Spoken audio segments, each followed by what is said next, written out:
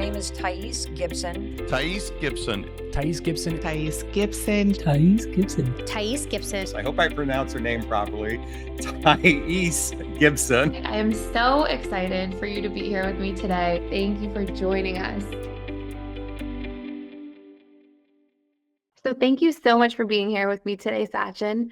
I'm really excited to have you, and wanted you to just start off by sharing a little bit about your story, what sort of led you into the field of work that you're here doing today. Sure. Well, thank you, Thais. I appreciate you having me here and sharing your audience and your time with me today. So my story actually starts off many years ago. I'm officially trained as a chiropractor. Before that, I was trained as a kinesiologist, and a kinesiologist is somebody who studies the physics of human mechanics and movement. And I always thought that that's the area that I would get into. Then I got into chiropractic, which is along the same vein of studying the mechanics and the movement and the articulations in the body. And so I graduated chiropractic school many years ago in 2004, so almost 20 years ago now. And I started working as a sports-based chiropractor, helping people with biomechanical challenges and issues, soft tissue injuries. I worked with elite athletes, Olympians. You know, kind of within the first 2 years, I reached what I thought was the pinnacle of my career, which is being on the news. And we had a great story that the news ran on us about how we helped a lady named Connie with elbow pain. And after helping Connie and having her story shine brightly on the news, we had, about 50 to 80 people call our practice. I just remember the phone ringing off the hook and all these people calling, trying to make appointments to come and see me. And as these people started coming in, actually only one of them out of all these people that scheduled had elbow pain, which is what the story was about. It's about tennis elbow. And everyone else had some sort of chronic, mysterious health condition. And at the time, I really had no resources to help them. I didn't know what to do, where to send them. I did know two things. One, I didn't know how to help them. But two, there was nobody else that they had met up to this point that knew how to help them, because they were still struggling and suffering with these injuries and with these chronic health conditions. So around the same time as serendipity would have it, I started getting emails from Dr. Ron Grisanti, about functional medicine case studies. And he's a chiropractor based out of South Carolina, and he was sharing case studies of how he was helping people with the same conditions that I was turning people down with. And so that became my beacon of light. I'm like, oh, if he's doing it, let me see if I can do it. Turns out that even though I never learned this in school, that it was within my scope to practice this way and create individualized root cause solutions for people using functional lab testing that looks beyond just the blood markers. It starts looking at cellular function. So I'm like, oh my God, like, where has this been my entire life? And Dr. Grisanti started offering a training, and I was one of the first people to be trained by him. And I jumped with 2 feet in, brought that type of care and enthusiasm back to my practice, but it wasn't reciprocated. So my boss at the time, she wanted to stay strictly to a structural practice. And she didn't see the light that I saw, and she hadn't witnessed the transformations that could take place that I witnessed. And, started with my own transformation of getting rid of my chronic digestive issues and not knowing what healthy digestion was until I got rid of the problem, because I had, in hindsight, digestive issues my entire life. And so once I experienced it and I started, creating transformations for others, I wanted to do more of it. Ended up leaving that practice because we just had to go in different directions, no hard feelings, but it wasn't where I wanted to go and what I knew I could help people do. When I was leaving that practice, to make a long story short, the practitioner who was replacing me left me with a CD, and he said, hey, I heard you're into nutrition, listen to this. And I listened to this CD by another chiropractor named James Chestnut. And the way he was communicating and articulating and sharing stories and sharing his core values and beliefs turned me into a chiropractor that day. Wow. Because up until then, I thought chiropractic was helping people structurally move better and function better. But what I realized at that day, from that moment forward, is that chiropractic isn't a procedure, it's a lifestyle. And it's a way that people live. It's a philosophy with which they approach life with on a day-to-day basis, on a breath-by-breath basis. That is not just how they move, but it's how they think, it's how they eat, it's how they breathe, it's how they poop, it's how they chew. It's all the things that they do that celebrates and leverages this amazing body that we have. And it doesn't just happen in a chiropractor's office. It happens 24/7 for us if we can apply the lifestyle principles. So in knowing that, I started realizing that, hey, it's possible. Just like he helped me, it's possible for me to help other people like that, to help them understand that the power to heal is within them. They just have to know what the right inputs are. And nobody teaches us or them the inputs. Absolutely. So that's really like what really sparked my interest in functional medicine is I can get to the root cause. I can teach people how their body works. I can teach them the rules of engagement, and then I can really make a profound difference in their life. So fast forward from there, I started my own practice. 12 years later, here we are. And 7 years ago or so, I started coaching other practitioners, teaching them simple models and frameworks for health and healing that they can do either virtually or they can do in person with their clients. But it's all focused around keeping things really, really simple. I love that. And I love so many of the major things you talked. First of all, you were just way ahead of your time. I mean, 20 years ago, functional medicine, I'm sure most people didn't even know what that was. So that's really incredible to hear, like, that sort of backstory and that history. And I just love that you're really looking at root cause. And I love that you're targeting the proactive elements of things, right? Not about how to be reactive after the fact, but actually how to really dive in to help people learn how their body works. And I always say to people, I'm sure you agree, but if we just learned some of these things at an earlier age, like in the school system, there's a lot of things that we could maybe feel differently about, but unfortunately, probably wouldn't make as much money in the traditional healthcare system that we have today. So with that being said, on the topic of today, for anybody who might be really new to this entire topic of gut health, but is maybe struggling, going through their own chronic issues, something that you said stood out to me is you sort of had a lifetime of digestive issues. Didn't even know, because I can't tell you how many people I would see come into my practice when I was working one-to-one with people who would just say they have chronic digestive issues and they had normalized it. They just thought that was normal. And so obviously I was very much working in the mental health side of things, but they are very intertwined in a lot of cases. So if you had to define a little bit about what gut health is for somebody who's new to the topic, can you sort of kick it off from there? Yeah, the gut is actually one of the most important systems in our body. And a lot of times when people think gut, they think abdomen, but our gut actually starts in our mouth. So our digestive system actually starts up here in our face, not further down below. So I like to think of digestion, simply put, like a car wash. And a car wash has a specific series of steps that the car goes through in a specific order for a specific amount of time, right? So, if you keep the brushes on the car too long, it's going to scratch the paint. Yeah. Right. If you, keep the chemicals on the paint too long, it's going to eat away at the wax, or it's going to eat away at the finish. If you don't do it long enough, right? If you don't soak the car enough, and you don't knock off the dirt and debris, then the car can get scratched. So our digestive system is very similar in the sense that each part of our digestive system has a very specific function, and the system that comes after it, the step that comes after, relies on the previous step being done. So let me explain that further. So think of your mouth. Your digestion actually starts in the mind first. So when we look at our food, the color of the food tells our brain, informs our brain what type of nutrients are going to be there. So this is why artificial colors are so problematic, because if I look at a salad and it's green and red and purple and yellow, that's informing my brain what type of phytochemicals and nutrients my body's going to be receiving. Wow. Yeah, it's kind of crazy, right? Yeah. So artificial colors are problematic because it makes our brain, it creates a disconnection.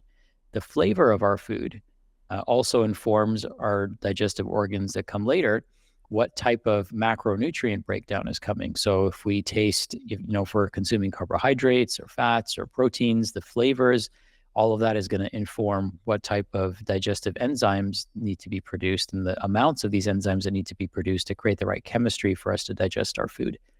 When we chew our food, a couple things happen. One, it creates a reflex in our body that by chewing, there's a reflex that takes place by stimulating our masseter muscle, which is a muscle that helps us clench our teeth and chew our food.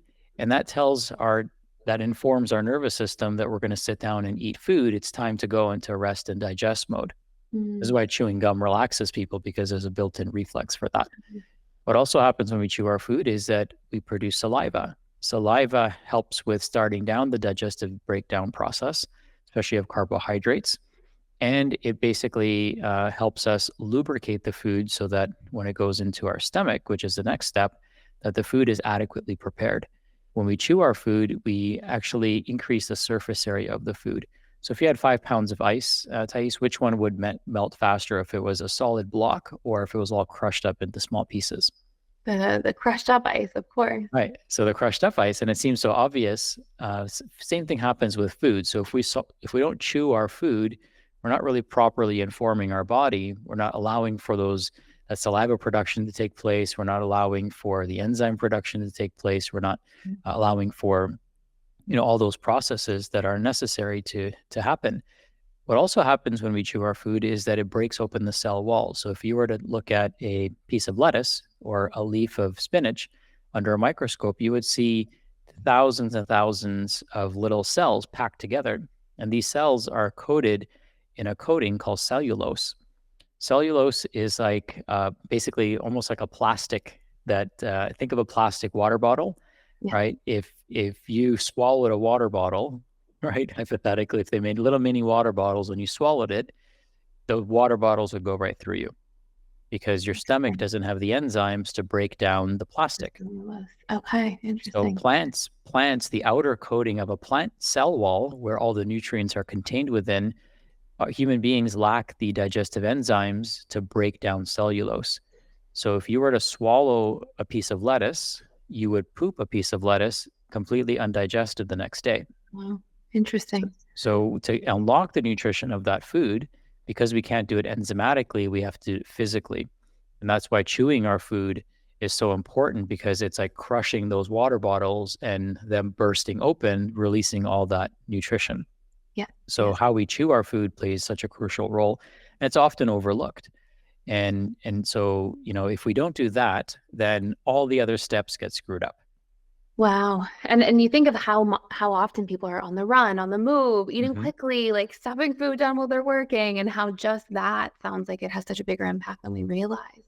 Yeah. And so then, and that's overlooked, right? Because people think gut health, they completely bypass this entire step of thinking about, people know to change, to eat a healthy diet, right? And that means different things to different people. But people that come to me in our practice are already eating healthy, right? They're wondering, why am I not feeling good even though I'm eating healthy?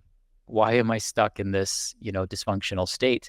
And a lot of times what we find is it's because they're stuck in fight or flight. So a lot of digestive issues strain the autonomic nervous system, because if you're mentally and emotionally and chemically stuck in fight or flight because of the stress that you have in your life, and your body is trying to do the opposite function, rest and digest, then there's these two conflicting things that you're trying to do. And survival always wins over growth. So your body will always prioritize survival over digestion. And so a lot of times, people are stuck in fight or flight, and that's why their digestive issues never resolve. And so getting them to slow down, chew their food, be very intentional, makes such a huge difference in their overall health. And so then, every step after that, the stomach makes stomach acid, kills bacteria, viruses, pathogens. It sets the stage for the pancreas to digest, to release the amylases to further digest carbohydrates. Then you have your bile that's secreted by your gallbladder, manufactured in the liver. The bile acts as a final rinse cycle to kill any bacteria and pathogens that made their way through. It also helps us emulsify and absorb the fats that we're consuming. And bile also is a detox pathway. So bile is waste products and detoxification byproducts that the body turns into these bile acids to help us further digest and absorb fats. And then that goes into the small intestine where, nutrient absorption takes place. And then that goes into the large intestine where, there's some further extraction of nutrients, reabsorption of water and minerals and things like that. And then we eliminate through the other side. And between the mouth and the anus, it's about anywhere from 25 to 30 feet. It's all packed in there. Lots of things going on for sure. Yeah. Well, that was an amazing explanation, like really from the top. The thing that was so interesting to me is that the coloring of foods actually gives Mhm. your body signals to decide which chemicals to produce. And yeah, it's amazing how sort of complex all of our bodies are. So many people obviously are struggling with gut health issues and probably, like we talked about, don't know or have normalized it. What are some common symptoms you would see if somebody's like, this might be me, but they're not sure if they're struggling with any kind of gut health issues? What are some common symptoms that you'd see in that case? Yeah, great question. So, not all gut issues, here's an interesting thing, not all gut issues start in the gut. Mm, makes sense. Many issues that stem from the gut might show up somewhere else. And I'll give you an example. So there's obvious, like if you have belching, bloating, gas, diarrhea, constipation, those are some of the more obvious things that would indicate to us, okay, I've got something going on down there. But the less obvious things, and this is some things that get overlooked or people go down the wrong path, would be skin related issues. Yeah. So a lot of skin related issues, acne, psoriasis, eczema, hives, a lot of these things can be tied back to dysfunction in the digestive system. The other thing that oftentimes shows up symptomatically related back to the gut is mental health. So Mm, if somebody's experiencing anxiety and depression, we can tie that back to dysfunction that's stemming in the gut, even if they don't have digestive symptoms. And that's what makes some of these conditions so elusive is a lot of times even natural practitioners might treat the symptom, right? I can give somebody neurotransmitter support and maybe they feel better. But if the issue is stemming from dysbiosis, which is an imbalance in the bacteria in their gut microbiome, then that's kind of what needs to be addressed. So neurological conditions is another one. So anything brain, mental health, neurological, cognitive, a lot of times that stems from the gut, and skin is another one that stems from the gut. Even, a lot of times, autoimmune conditions, if not always, autoimmune conditions can be tied back to dysfunction in the gut. wow. So yeah, there's the gut. The gut is kind of like everything goes back to gut health, and you can't be healthy. You're as healthy as your gut, because your gut is what extracts nutrition from your food, and it's what delivers these broken down nutrients and assimilated food particles to deliver nutrition and nourishment to your body. So it kind of sets the upper limit of how healthy you'll be. Yeah. And it's not always about, if you and I ate the exact same food, what happens to that food in my body and your body could be radically different. And part of that could be the state that you're eating in versus I'm eating in, how much you chew your food versus how much I chew my food, how much stomach acid I produce, how much bile I produce, what type of bacteria lives in my small and large intestine. All of those things are going to influence what happens to the meal that we're going to individually digest. Absolutely. And for somebody who might be newer to this topic, can you make a couple of those links? So, somebody struggling with autoimmunity, how that might be related to the gut, skin conditions. Because as somebody who's passionate about this topic, I've read lots of pretty interesting stuff. But for somebody who might be really new, can you give some context there for them as well? Yeah, absolutely. So, when we think about autoimmunity, most of autoimmunity is going to be rooted back to something called intestinal permeability. It's also the buzzword is leaky gut. Some of you may have heard that term. So all of us have a permeable gut because when we have permeability, it allows for nutrients to be absorbed and assimilated into the body. When the gut becomes hyperpermeable, then things that should not be getting into the body start getting into the body. And when that happens, our immune system starts attacking those foreign proteins that don't belong there. And because our protein structures can look very similar to protein structures found in our food, our body will start mounting an attack against these proteins, and then it'll start attacking our own tissues. So whenever we work with an autoimmune client, there's kind of two ways to look at this. We can do what the medical system does and shut off the immune system. And they do that by giving you steroids. Mm-hmm. And by giving you steroids, your immune system now can't attack itself, your own tissues anymore. But that doesn't actually fix the problem. And in fact, some of these steroid medications can actually increase leaky gut related issues. A lot of times, aspirin and certain medications like Advil can increase leaky gut. So although it might alleviate our pain, it's actually potentially causing more pain down the road. So this permeability of these foreign proteins is what then leads to autoimmunity for people. And so where we start with our autoimmune clients is we focus on gut health. And when we optimize or at least improve gut health, eliminate the foods that are inflammatory and problematic, and that gut starts healing up again and sealing back up. So it's now, normally permeable instead of being hyperpermeable. People start seeing significant improvements, and it can happen for some people pretty quickly, depending on what foods are driving that issue. One of the foods that definitely drives leaky gut syndrome is gluten, and so gluten is one of the first things that somebody with autoimmunity should eliminate from their diet. And secondary to that is dairy. Dairy is a big contributor to leaky gut for some people. So those two foods, can make a profound difference for somebody if they're trying to improve their autoimmune condition. Yeah, that's an amazing share.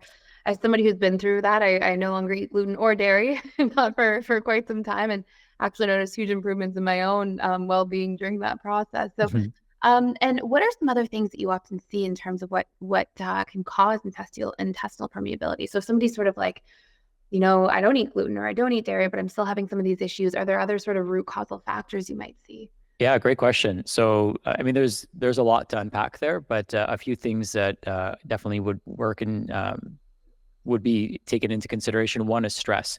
So stress actually increases intestinal hyperpermeability. Wow. Okay, so so stress. We always want to get people more parasympathetic. Vitamin D deficiency increases intestinal hyperpermeability. Parasites increase or cause intestinal hyperpermeability or leaky gut. We also have high fat diets. So a lot of times people will go on super high fat diets going into ketosis, but these high fat diets will produce a lot of what are called lipopolysaccharides.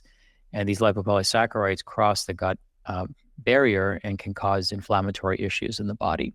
So making sure that, people are consuming the right ratio of macros as well. So a lot of times when we start our clients on programs, we actually put them on a low fat diet, which actually sounds very counterintuitive. And we do that for 6 weeks because most people, they're going to release their own body fat. All of us have weeks worth of energy stored in our body fat. That's part of how our body protects itself.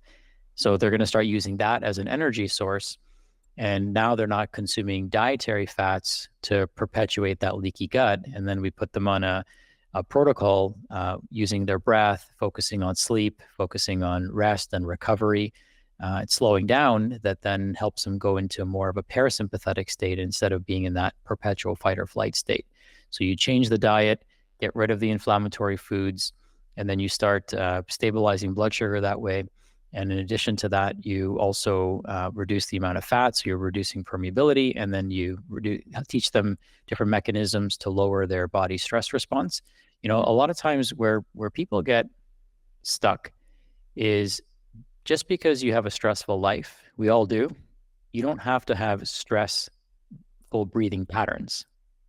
Or chronic stress in general, right? Yeah. Like learning to manage those things is something that we can all, apply into our lives as well. Exactly. So a lot of times, what we try to do is we try to shift people more into that parasympathetic, and we do that.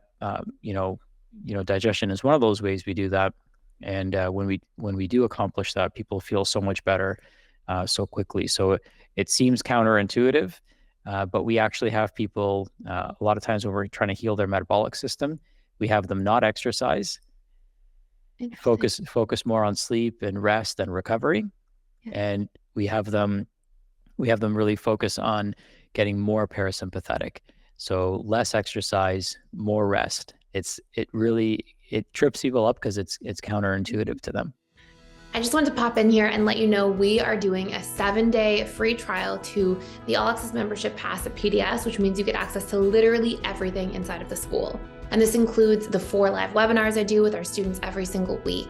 And on top of that, you get access to all of our different courses. We have over 55 different courses on relationships, communication, boundaries, emotional mastery, guilt and shame, learning your needs, so many different facets that are really important to master our lives and feel really good about our lives going forward. And last but not least, there's a daily community event.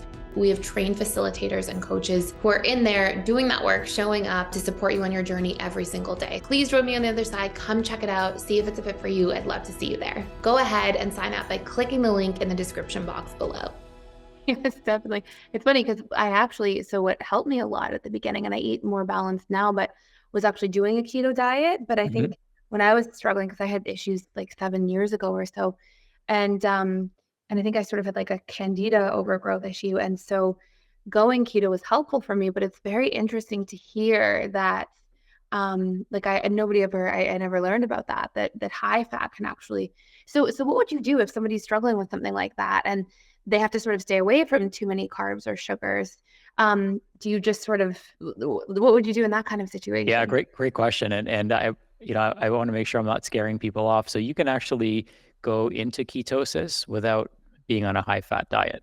So what happens when you go on a low fat ketogenic diet, right? That's what we have our clients go on. You're consuming more protein and you're consuming lots of healthy veggies, non-starchy veggies, some starchy veggies, and you're consuming low glycemic index fruits. So you're keeping your blood sugar rock solid throughout that process. And another big thing for people to note is frequency of meals. So, we've been conditioned to think that we need to be eating all day, every day, right? Like 6 meals a day, right? And, the problem with that is our digestive system never gets a break. Yeah. So we also encourage intermittent fasting protocols for people where their digestion is given a rest. So for example, I haven't eaten anything today. My first meal will be at dinner because I want to give my digestive system a rest. And if we're just eating constantly, then every time we eat, our immune system has to respond, our stomach has to make acid. It's such an intense energetic output to digest our food. And yes, it increases your metabolism. So you're burning calories to absorb calories, right? It's not like you're just burning calories. You're also absorbing calories in the process. So yes, it does increase metabolism, but you'd be better off not eating, because then your body goes into a state of autophagy and it starts utilizing different sources of energy aside from your food.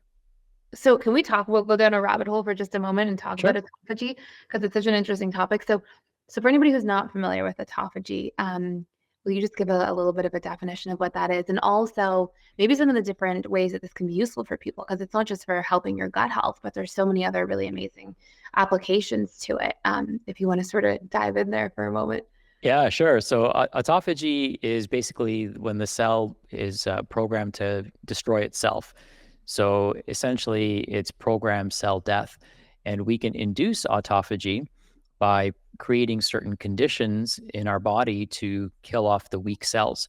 And one of the ways to do that is by, certain fasting protocols. So we can induce autophagy even doing intermittent fasting on a daily basis. But if we want to go deeper into the process, then we can go into calorie restriction, natural calorie restriction with high nutrient density, fasting, and then you're going to have like a compound effect. So now you're eating less frequently, no snacking in between, 2 solid meals a day that are nutrient dense, and you're eating that within an 6 to 8 hour window. So you might have lunch and dinner. And those are your meals for the day. And then you're fasting the rest of the time. Some people might want to induce autophagy a little bit deeper, like I am right now. And we do a 24-hour fast. So we don't eat anything. We can drink water, but we don't eat anything for 24 hours. So that goes a little bit deeper. Some people might do a 3-day water fast. One of the most effective fasts that's out there is called a fasting mimicking diet. So a fasting mimicking diet has been studied at Stanford. They've spent tens of millions of dollars researching this. And what they were researching is how can we give people's signal to the body that a person is fasting to induce autophagy, stem cell production, growth hormone production, all the signals that fasting gives off. How can we recreate that without fasting by eating what's called a fasting mimicking diet? So they developed this program called Prolon. And it's called a Prolon fasting mimicking diet. And you can make it at home yourself. You can get the recipes and do it at home yourself, or you can buy kind of 5 days worth of prepackaged, I think I've seen this. I think I almost bought this once, actually. yeah, It's it's sort of like, like bone broths and kind of like lower, yeah. yeah. So you eat like an astronaut for 5 days, basically, is how I Yeah. describe it. But you're eating like you're eating just the right amount of food where you feel like you ate something. So you don't feel like you're depriving yourself of eating, Yeah. but you're eating below a certain threshold to induce autophagy. Wow. So when it comes to fasting, the most profound effects of fasting actually occur on day 4 and 5. So if you do a 3-day water fast and you quit, You almost miss out. then you lose all that momentum. It's on day 4 and 5 that you start producing the stem cells. So what they found is that getting people to do a 5-day fast is like so difficult in a Western world. So if they could crack that nut where we could figure out how to have the benefits of fasting without actually fasting, there's that sweet spot. So that's what that fasting mimicking diet is great for. And with that, you get a lot of autophagy that takes place as well. And so how would autophagy, for somebody who may be struggling with any kind of autoimmune conditions, how would autophagy actually be benefiting that specifically for somebody who might not be as familiar? Yeah, so think of all these cells that are barely functional. I'll kind of simplify this for somebody, like apps running in the background. Yeah. Right. So you have your phone, and there's all these like cells that are Hanging out but subfunctional. not doing much. Yeah, they're just like dead weight essentially, right?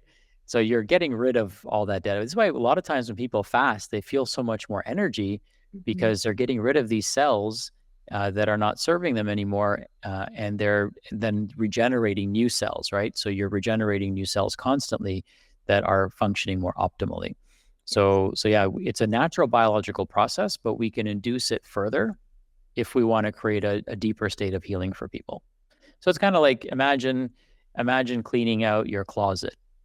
Yeah. Right. You're just getting rid of clothes you're not wearing anymore. And by the time you're done, like you feel like, oh my God, like you've got a pile of clothes that you don't need anymore, or don't wear, maybe don't fit anymore, or are out of style, that were just taking up space, right? It was just dead space in your closet. And now you've got, way more room so you can add in clothes that you actually do want to wear. Yeah, I love that. And then from that, are people able to is it then that their body can focus more on healing because there isn't all of this energy sort of being used to keep these halfway functioning cells alive? Yeah, that's a good way to look at it, right? Just like, having all these apps running in the background, it just draws on power, right? And everything just works less efficiently that way. I want to share something in the same vein that I think is important for people. And that is, I'll just ask you a rhetorical question, Thais. Does giving you a brand new car make you a better driver? No. No, right? A great response, right? Some people have to think about that. So it doesn't make you a better driver. Just like that, giving you brand new cells doesn't make you healthier. Yes. So it's all about the cell signal and the message that we're sending to the cell. So surrounding every cell, there's 3 key, mechanisms, or 3 inputs and outputs. The first input is every cell has an input from the nervous system, right? So the nervous system coordinates our glands and our hormones, and the cell has receptors to receive information from the nervous system that way. The next thing is circulation. So we have a blood vessel. So we have to have circulatory function and nutrients and oxygen being delivered to the cell so it can function properly. And the third thing is elimination. So elimination comes from lymphatics. So the cell produces waste. This waste product is then sent back to the circulatory system through the lymphatics, and then recycled and regurgitated back into the body. So we need signal information, we need nutrients, and we need elimination. The way I think about this is a car. A car needs to have a driver, right? Telling the car what to do. The car itself is the cell, right? Okay. It needs an engine. It needs an engine, and all the parts and everything have to work. And fuel has to be delivered to it, right? So that's the oxygen. And then there's an exhaust, right? There's waste products that are produced. So all 3 of those systems have to be working in synergy with one another in order for us to heal optimally. So when we're constantly dying and being reborn. So during this conversation, billions of cells in my body have died, and new ones have been reborn. Now, the reason, the way I can change my trajectory of health is by changing the message that I send to those cells. So if I make you a better driver, I can teach you how to drive that car more safely, more efficiently. I can teach you how to push it to its limits, right, without breaking it. I can teach you how it was meant to be driven, right? Yeah. So I can instruct your car much more, much more intuitively with the goal that you want to accomplish, which is better health. So by being in that driver's seat, right, which is what we all want for everybody, you're in much better command of the cells that your body's creating. Yeah, I love that. And so if you had to break those down for a moment, so the messaging we get, would that be that if we're in like a stress mode, we're in sympathetic nervous system mode versus parasympathetic, or are there other types of messaging, like looking at the colors of the food and that gives messaging to your brain? Like what sort of falls under there in terms of practical things that people could take care of? Yeah, great question. So ultimately, our autonomic nervous system is creating the information that the cell receives, and some of the information that the cell receives from the nervous system, some of the signaling and processing that takes place is going to be emotionally driven, right? So how we feel about a situation, aside from the situation itself. So how we feel about it informs our nervous system.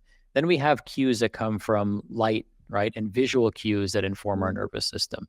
So if I'm staring at a blank wall versus I'm staring at a wall or a picturesque view of the forest, right? That's informing my nervous system totally differently, right? Yeah. Self-repeating patterns in nature actually tell our nervous system to calm down.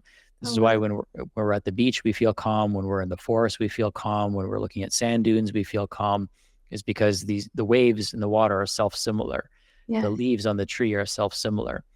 And so the visual information is informing our nervous system. Auditory information is informing our nervous system. So it's constantly processing, what am I seeing and what type of chemistry and signaling should I be producing to the cell? Simply put, it's trying to determine, am I in a state of fight or flight, or should I be in a state of rest and repair? Now, what's really interesting, because I know you're really into breathing and many people listening are, the nervous system actually, in addition to informing our cells, it also informs our breath. So pretty much every emotion that we have has a breathing signature associated with it. So for example, when somebody laughs, right, that's a breathing signature, right? So if we find something funny, then we have our nervous system informs the breath to respond a certain way. When we feel a sigh of relief, we sigh, right? Again, nervous system is informing our breath. So we can actually use our breath to inform the nervous system as well. It's a two-way street. Control the output. That's really interesting. And control the output, exactly. So anytime we're experiencing something, we can process it at a cognitive level, and then the message is going to go through our body based on our values, beliefs, and past experiences. But as much as possible, we can try to intercept it with our breath. Yes. Wow. I love that. Yeah. And say, we're not going there, right? So this is why when I do cold showers in the morning, for example, some people breathe like they're panting when they're breathing, right? That's fight or flight breathing. Yeah. Whereas when I go in there, I try to breathe really slow and really calm, because I'm trying to be resilient to the stress and train my nervous system not to react the way it wants to. Yeah. So, I know we're going off on a tangent here, but I think that this would be really, because at the end of the day, the state of your digestive system is dependent on your fight or flight response. I mean, the fight or flight response ties back to everything. Let me give you a quick example. So if you learn nothing from our conversation today, to our listeners, take this away and it'll be really valuable. One is that where you send flow is where you send function. Where you send flow is where you send function. So if I want to increase function of my digestive organs, I have to send blood to my digestive organs. And that happens when I'm in a state of rest and digest. If I have to go into a state of fight or flight, or I'm in a state of fight or flight, it takes you away and into your extremities to be able to save yourself. Yeah, exactly. So blood then we don't just make more blood. It has to come from somewhere. It comes from your trunk. So when we're in fight or flight, there's a 90% decrease of blood flow to our liver and kidneys, and an 80% decrease of blood flow to our digestive system. So you could take all the pills, you could eat all the healthy foods, you could take all the detox shakes and elixirs and potions and all that stuff. But if you're if somebody's stuck in a perpetual fight or flight state, they're not setting the stage for their healing to take place, because these organs essentially go into a state of suspended animation. So they're barely functioning. They're getting enough blood so they don't become necrotic, but they're not getting enough blood to function optimally, right? Yeah. So they're in this like semi-dormant state. And this is why, just shifting people's perception of their autonomic nervous system is probably one of the best things that they can do for their digestive system as well. I love that. That's such a powerful share, and something that's really not talked about enough, quite honestly, in terms of health, like physically. And so if people are hearing this and they say, okay, I can do that, maybe they're following our channel. We definitely have a lot of sort of like reprogramming tools and tools to help them sort of get into that space. What are some other things they can do? Like you said, cut out dairy, cut out gluten. What about lectins, for example, in terms of autoimmunity? Do you have any I know there's really mixed feelings about that. I'm curious to hear your thoughts on that part. Yeah, lectins, are very, it can be controversial depending on who you talk to, right? And I feel like so many things nowadays tend to be sensationalized. Yeah. And so it's hard to know what to believe. Yeah. And, I grew up eating lectins my entire life because I'm South Asian, and being from India, that's like a staple in our diet. Like everyone I know in my entire family has been eating lectins their entire lives. And my parents lived well into their mid-80s, like fully functional, with very short periods of dysfunction in their life. So if they've taught me anything, they've taught me that it's possible to live well into your 80s being fully functional, eating lectins. Lots of lectins. and I should tell you this too, eating gluten, dairy, and all the stuff that I wouldn't tell my clients to eat. But what I do realize is that they don't have the same levels of stress that we do, right? And so their nervous system is in a totally different place than, let's say, the nervous system of probably the average listener today. So I feel like, with something like lectins, and with anything, I feel a lot of it has to do with your DNA. Interesting. And when I say your DNA, it probably more has to do with the DNA of your microbiome. There's more DNA in our microbiome than there is in our human cells, right? So there's about 2 to 3 million different genes in our microbiome, and there's only about 20,000 genes in the human DNA. So we have way more genetic material in our gut, and that information, that the gut microbiome is informing the rest of our body, right? It's about 7 pounds of bacteria that's down there. And so, if you have the right microbiome, I believe that you can assimilate and process and absorb and do just fine with certain types of foods. Yeah. But you give that same food to somebody else and it destroys them, right? So how can I eat that exact same food and it has no problem for me, and it's loaded with lectins? But here's the other thing with lectins. When lectins are traditionally prepared, they're cooked in a certain cooked or soaked or pressure cooked in a way that these people didn't even know that they were getting rid of the lectins. Yeah. Right. Like they weren't like cooking. Oh, let me get rid of my lectins and my beans here. Yeah. They just intuitively, or through trial and error, they knew when I remove these things, like people, remove the skins from their tomatoes, or they remove the seeds from their tomatoes, right? They intuitively knew, cultures through trial and error, that this sits better with us. Yeah. Right. And now we have the science to perhaps demonstrate that intelligence. Yeah, but people are sort of wise enough to know on their own. And what do you think about probiotics? I personally always take probiotics, but I know there's even like mixed sort of feelings about probiotics as a whole. What are your thoughts about that? Yeah. So the thing with probiotics is we try to recommend spore biotics to our clients. Yeah. And spore-based probiotics do something different. What they do is they improve the terrain for other healthy keystone bacteria to grow. So the key isn't, let me give you an example. So I could buy the best seeds in the world, right? So if I want to grow more grass, I can go to like a nursery and I can buy, give me your best seeds. And it was terrible. but if I throw those seeds on my driveway, right, I might get a few like grains, blades of grass growing in the crack somewhere. But if I throw that same seed in the right soil, it's going to thrive. So our microbiome varies from meal to meal, right? From stressor to stressor, from environment to environment. It's constantly and dynamically changing.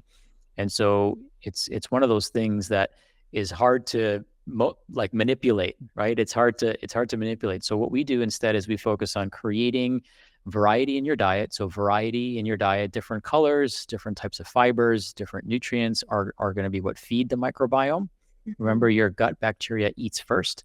So anytime we consume food, our gut bacteria lives inside the digestive tract, which is technically outside of our body, and it starts digesting and assimilating and converting nutrients first, right? So we actually get the leftovers of the bacteria.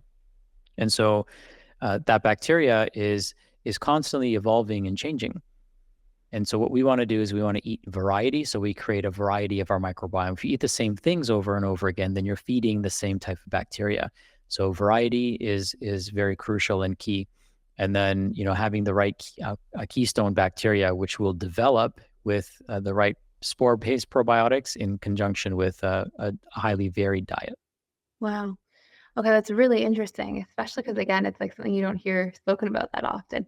And do you know where people can get a really good spore biotic? Like I know one place, but I'm not sure if you have anywhere in particular you recommend. Yeah, there's a couple of good companies, and we recommend that people, alternate from one spore biotic to the other so they can create diversity. One company that I really, really like is Cellular Biosciences, and the other company is Microbiome Labs. They make a product called Spore Biotic. Mega Spore Biotic is the name, and Cellular makes a product called CT Spore. So those are two reputable brands that we use in our practice. Literally taken the Mega Spore Biotic. I have some in my bedroom. Oh, amazing. There you go. That's so interesting. So if you had to sort of summarize here, you've shared so many amazing things that I wish we had, so much more time, but we'll have to have you back again. But if you had to sort of summarize, you mentioned so many great things, from like cutting out dairy and gluten to all these different ways to sort of repair your gut health and make sure you're in the right nervous system function. What would you say are like 3 core takeaways, like just starting here for somebody who might be struggling with this, that they could kick off with today? Okay. So I'm going to keep this nice and tight for you, so that it's nicely packaged. So there's a few things that I would do, and I'm gonna actually make it 5 things, because we actually have a formula for this. So the first C in the 5C formula is to choose foods that align with who you want to become, choose foods that align with your highest values, and to choose foods that are good for you. And you can, intuitively, I believe we know what's good for us and what isn't. Yeah. Certainly there's certain foods that are problematic, like gluten and dairy, common allergens like eggs and soy, avoiding, toxic fats. That's another big topic. Seed oils can be problematic and inflammatory for people, making sure they're getting lots of good fiber in their diet. So choose the right foods, choose the right time of day to eat those foods, and choose the right amount of food to eat. Okay. Wow. Yeah. And the second C is to chew your food, 40 to 60 times per bite, and really get into the next C, which is to chill. So you really have to be in a parasympathetic state when you're eating. Many cultures, a meal is a 2-hour affair, right? In our culture, it's an inconvenience. We live in the first time in human history where people complain about eating healthy food. Yeah. So kind of an interesting time to be alive, which takes me to the next C, which is cherish, right? Be grateful for every meal that you have, all the people that were involved, the farmer, the seed, the soil, like everything that was involved in making that food available to nourish you. And that takes me to the last C, which is to check. So on a daily basis, you should visually inspect your stool, make sure you don't have like blood in your stool, a black color stool, a really light colored stool, because these could indicate different deficiencies, or it could also indicate bleeding in the GI tract. Make sure that your stool is well formed, but you're not constipated. The water shouldn't change color in the toilet when you go to the bathroom. So that's a good indication. Another thing that you want to pay attention to is gas. It's normal to have some gas, but if your gas has an odor, it means you're not digesting your proteins very well. So you want to pay attention to that. So just, daily check in, make sure things are working properly. Stay attuned to your body in a sense too. And then the last part of that C, the second half of it, is get a test done. So you can do something like a stool test, a functional stool test, which tells me what happens to your food when it goes in one end and comes out the other. And I can promise you, Thais, like if you and I were to eat the same meal, exact same macronutrients and everything, even if we chewed it the exact same amount, what happens in your body and the interface that's going to take place is going to be different than the interface that's going to take place in my body. And how you respond to that meal could be, totally and radically different, but also what comes out the other side, not to have too much information, but what comes out the other side is going to be different too. Yeah, absolutely. And it's going to tell us about function, right? So it's going to tell us, do you make the right amount of enzymes? Do you have the right bacteria? Do you have any parasites that we need to be concerned about? Is there occult blood or inflammatory markers that are telling us that something's going on down here that may not show up necessarily as pain and dysfunction just yet, but maybe it's going to a little bit later if we don't do something about it. So those are the 5 C's. And I think it's like a good way to kind of summarize a lot of what we talked about today. I love that. Those are amazing. And so if somebody ever, wants to work with you in any capacity or with I know you do so many amazing things right now, where can they learn more about you and everything that you're doing in the world?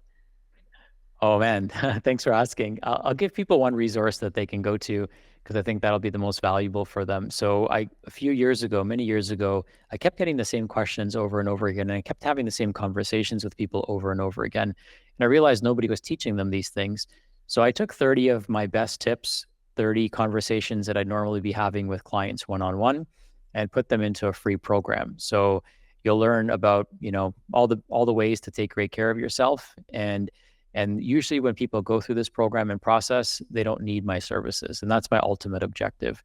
But those that do go through this process and program who need our help, they'll be instructed on exactly how to receive it. So people can go to www.30in30.org.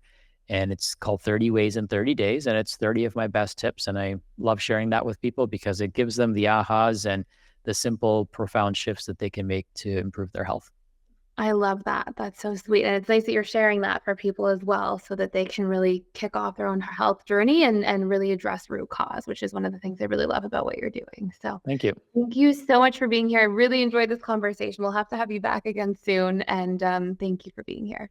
Thank you, Thais. It's such an honor and pleasure, and I'm so grateful for our time together. If you enjoyed this episode, please take a moment to subscribe, rate, and review us on your favorite podcast platform. Share it with friends and family who are on their journey of personal development and growth, and thank you for listening. Next week, we'll be back with more insights to guide you on your journey.